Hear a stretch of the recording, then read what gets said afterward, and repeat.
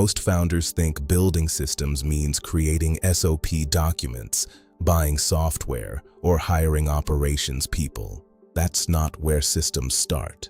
A system starts the moment you stop relying on memory, mood, and repeated explanation, and start designing how work should happen. If your business keeps dropping leads, delaying delivery, or forgetting follow-ups, then the problem is not effort.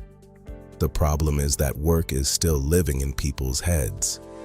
Effort doesn't scale. Architecture does. I'm going to show you exactly how to build your first system step by step, whether you run a laundry, construction, or a consulting firm. Because your first system is not about scale, it's about control. It's about designing a business that functions without your mood. I've seen this across multiple businesses. A founder says, "We're busy, we're working hard," but things still slip. This means work is undefined.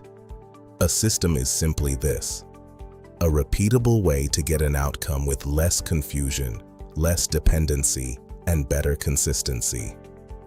Your first system should not be the biggest system. It should be the one causing the most repeated pain. Solve the bleed first.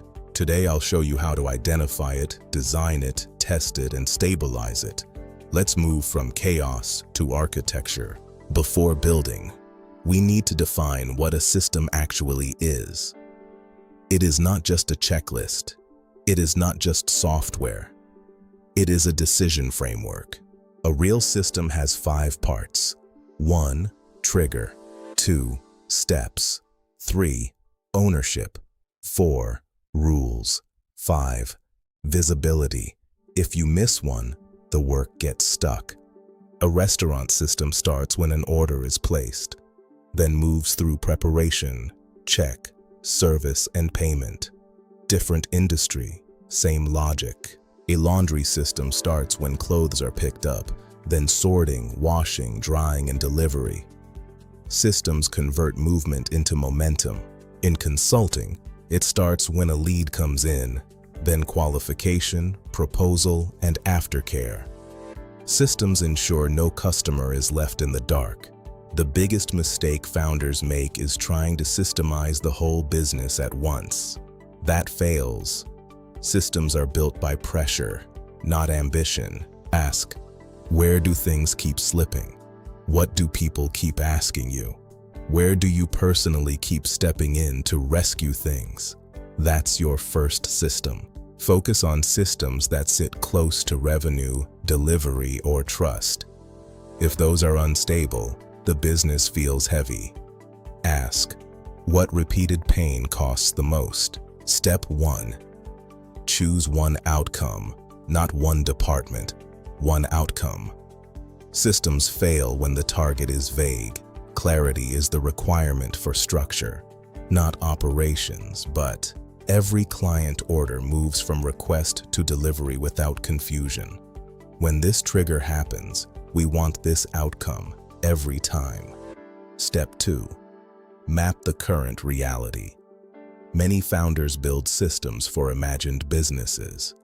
Take a sheet and write what actually happens from start to finish. What looks like staff incompetence is often process ambiguity. The team isn't failing because they're careless. The workflow is undefined. Document the truth. Most operational chaos is caused by repeated decisions. Every time you have to answer, "Who handles this?" or "Is this urgent?" a rule is missing. Turn repeated decisions into rules. Instead of negotiating every quote, create a standard pricing rule. Convert patterns into operating laws. That's scale. Now build version 1. Keep it simple. It should fit on one page. Trigger, stages, owner, tool, and rule. Systems begin with visibility, not complexity. A lot of founders forget the tracker. Instructions tell people what should happen. Trackers show whether it is happening. If it's visible, it becomes guidance. Do not launch this as a grand project. Run it for 7 to 14 days and watch where it breaks. Friction is feedback. Version 1 gives clarity. Version 2 gives stability. A system isn't installed until people can use it without interpretation drift. Train them on what the language means.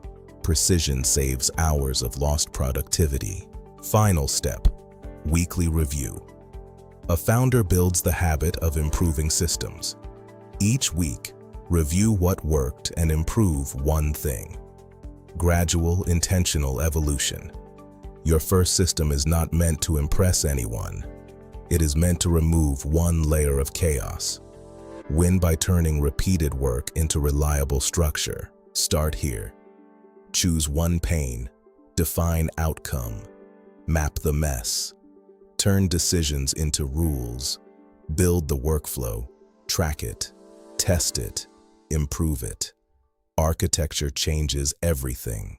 If this helped you, the next video you should watch is the one on the 7 stages of business systems. Structure is survival. Links in description.